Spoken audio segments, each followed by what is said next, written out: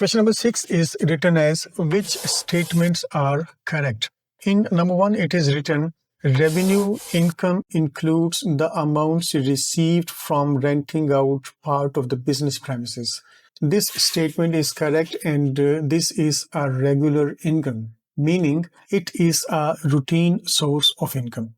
In number 2, it is written capital income includes amounts received from the sale of non-current assets. This statement is also correct because this income is being generated from a non-trading source. I mean, from the sale of a non-current asset. In number 3, it is written capital income includes loans taken by a business. This statement is also correct, and this will be shown in the statement of financial position as a non-current liability. And it can also be said that capital has been introduced from an external source. You can see that all of these statements are correct in their own places. So in option A, all of these 3 statements are written.